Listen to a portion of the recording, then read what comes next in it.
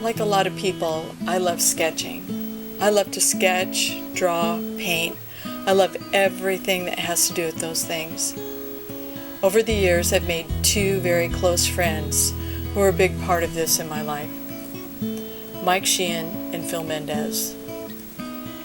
We spent a lot of time getting up early to go on a sketch or paint trip, sat at Pete's in Pasadena drinking coffee and talking about painting. Watching Phil and Mike sketch has been a great privilege for me. The two of them have given me many valuable insights for being a successful designer and animator. This is about how sketching on a regular basis can contribute to the refinement of an artist. It's about how sketching on a regular basis can keep your ideas close to the surface and can broaden your ability to create.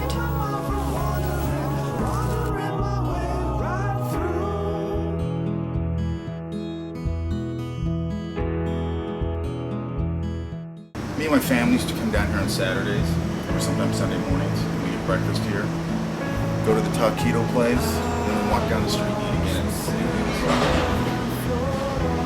So you've been coming here since you were a little kid? Since I was born. Since you were born? Ever since I was a baby. Wow. And your parents probably came here before then? Yeah. This is part of their history, and then we just rolled into it. Why is this a place that you really, it just really kind of calls you to draw? And, I think it's that family history of coming here for so long, and it doesn't change that much. Like, it really doesn't look all that different. They add a little few things, like we were talking about that thing over there, that little gazebo or whatever, but for the most part, it pretty much looks the same.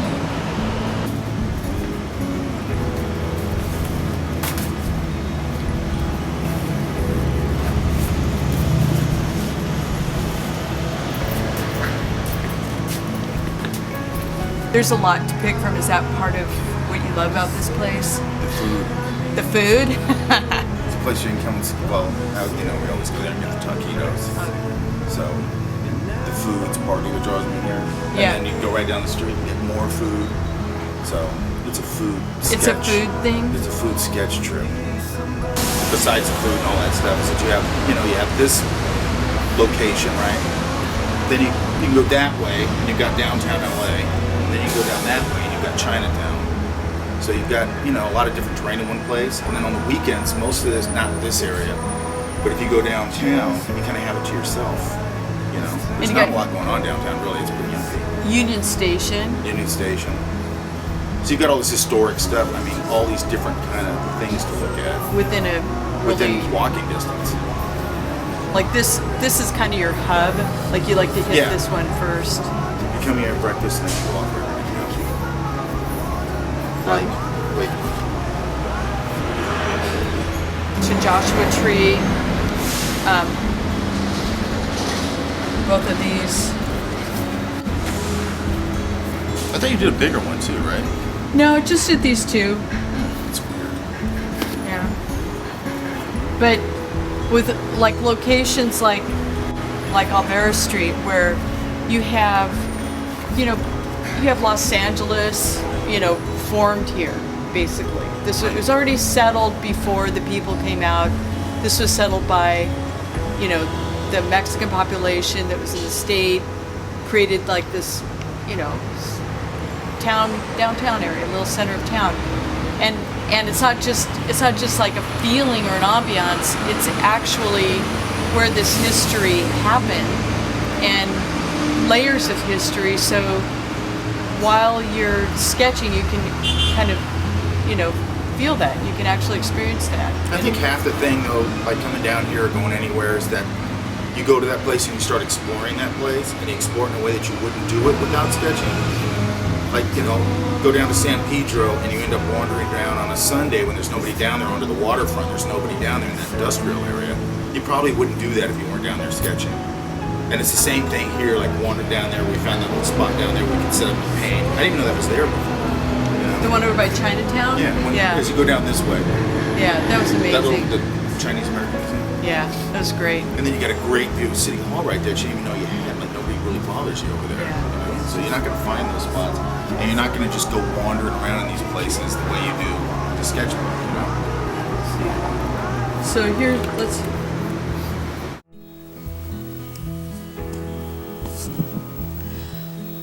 You know, when you really think about it, sketching and drawing is kind of a weird thing to do. And sometimes I look at what I do and I think, you know, what makes me haul my stuff off to some meadow and sit in the dirt drawing a building up in Yosemite. I think it's just the fun of it, and doing that, there's no time in my life that I feel more beautiful than when I'm actually sitting there with my sketch kit, drawing some picture of a building or a waterfall. I'm not sure what it is about architecture that overwhelms me and calls me to sketch. That's architecture and falls and landscapes are the things I probably like doing the most. I've spent most of my life, and probably most accomplished, as a figurative artist, but yeah, I really like doing the architecture and landscapes a lot. Recently, say in the past 3 years or so, I've started painting with my friend Mike. He's a great painting partner because there's never a bad day. No matter what, we're always just out there painting. He's never waiting for me to get done. I'm never waiting for him to get done. The first time I noticed he wasn't all crabby about me not finishing up a painting quick enough, he said, you know, I'll just go off and draw something else if you're not finished yet. So that's what's made going out and painting with another person possible for me. Because until the last 3 years, I've spent most of my time out there doing it on my own. I spent a couple times drawing with my son when he was small, and that was actually a whole lot of fun. I'd sit there drawing trees, and he'd sit there drawing tiger. I kind of sketch it, I'll remember. It's just this, The memories kind of stick a little better when you sketch. For me, I don't remember anything. Like, if I sketch it, I'll remember everything, and if I don't sketch it, I won't remember anything. For the most part. Most people's. Almost a strange way of taking notes in life. Like that thing where my... That's what I have to open with, is the sketchbook material opening. My baby. And if this goes on, this goes up, I want to do this. Nathan,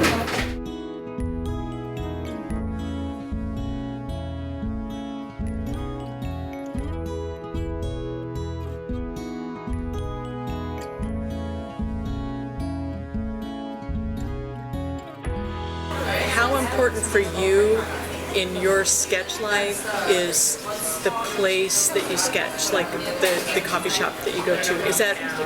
Well, first of all, when you're in a coffee shop, you get free models all day long.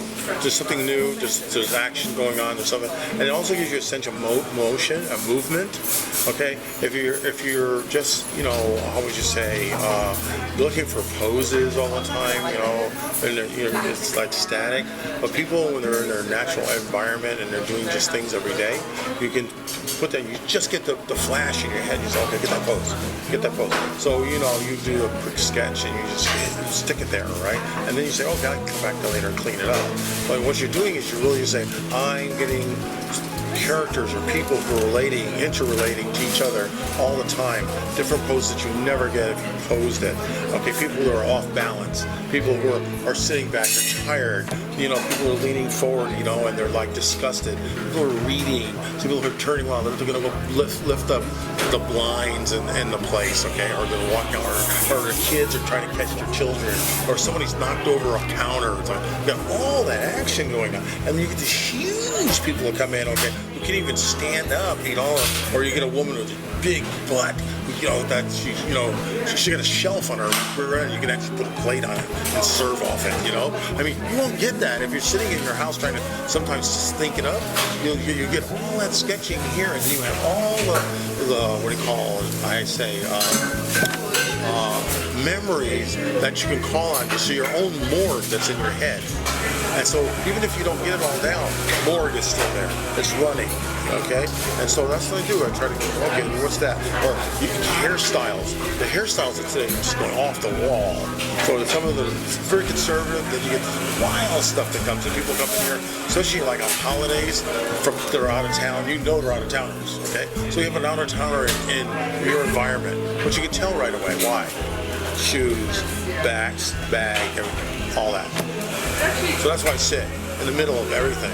So it's never the same place. Even though you're in the same place most every day, it's never the same place. No. It changes every day. The two guys that I was really inspired by, which basically was given to me by my father, one was Walt Kelly, he did Pogo, and the other one was a German artist that he liked was Heinrich Clay. You know, Yeah. boom, guy could draw like a monster, okay? And Joseph Clement Cole, I don't know if anyone knows that, real great sketcher. I did research on him. He used to do whole pages straight ahead in ink. Just, the newspaper needed, he just whack them out, done. Even with that Heinrich Clay art, I was so curious about it. Disney's had some sent to him by his wife, Heinrich's wife, when he died, okay? And I went up into Club 27 or whatever it is, Disneyland, and when I was working for WED, and I wanted to see if he drew straight ahead, and I looked at it. No, his lines were all studied. Even the cross section were all studied, okay?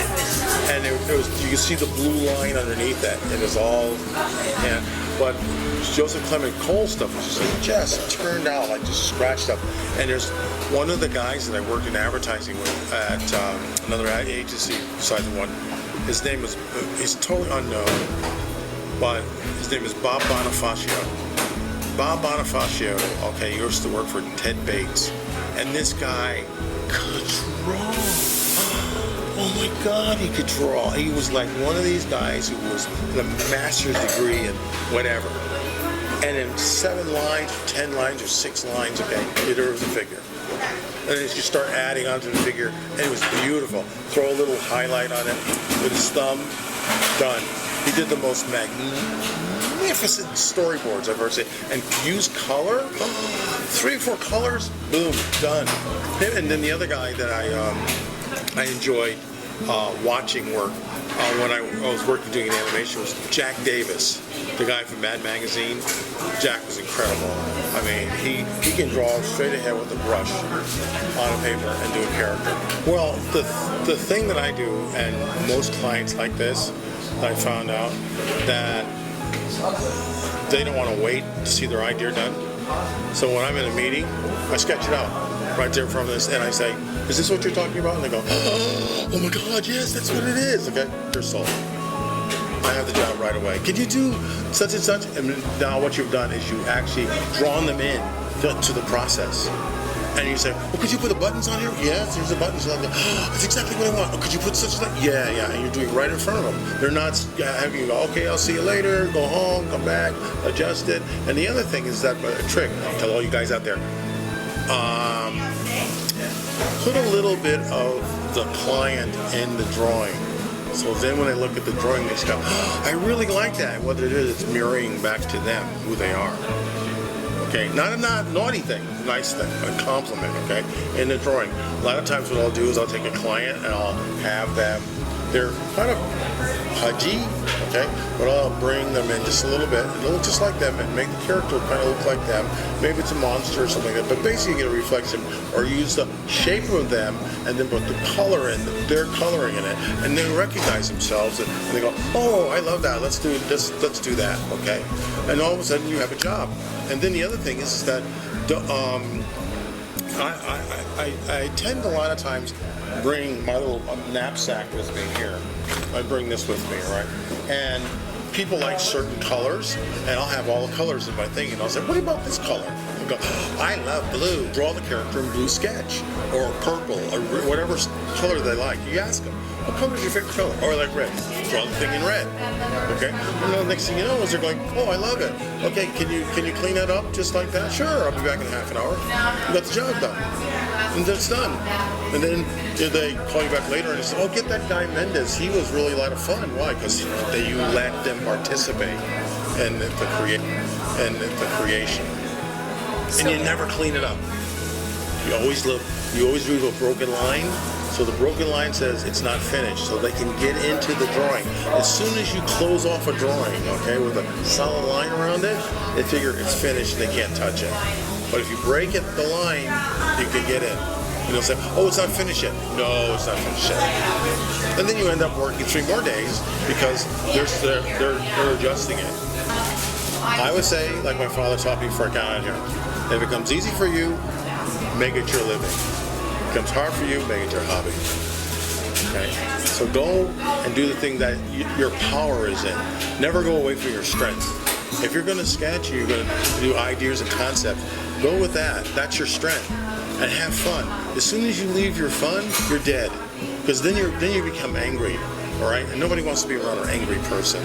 So I always try to have fun. People say, oh, he's having too much fun. You shouldn't be paid for having fun. Yes, you should. You know why? Because you're going to make somebody else have fun. And then it spreads. What is it? You're going to go and see an old angry man? Are you going to say, oh, I'm going to go see angry Phil Mendez? I don't think so. I don't want to be angry. So I sit and draw all day. The best blessing. Oh my God, the best blessing in the whole. I would give up 3 years working on a feature film. Is when I sit here in the shop, in my shop, in the Pete's, right? Kids. Oh my God, they melt me down. I'll sit here and draw sketches for them, and you see their eyes just light up and go, like that. That's more than a movie can ever give you, okay? That's fun. And they go in. And then I was at Comic-Con, and I was just sitting there with the guys, and these big, heavy legs come up against the table, boom, like this, and I go, look up, this big, tall kid standing there. And so, you're Phil Mendez? I said, yeah. So he reaches into his wallet, and he takes out a little mouse that I did for him when he was 9 years old, and he says to me, I became a cartoonist because of you. Now how can you, no film can give you that. You see? I hope that spending this little bit of time with Mike, Phil, and me will encourage you to get the sketchbook out, go out and spend some time in a cafe, having coffee, drawing all the objects around you and the people. And maybe it'll help you understand how those ideas are so close to the surface, and putting them down in a sketch is one of the best ways you can hang on to them.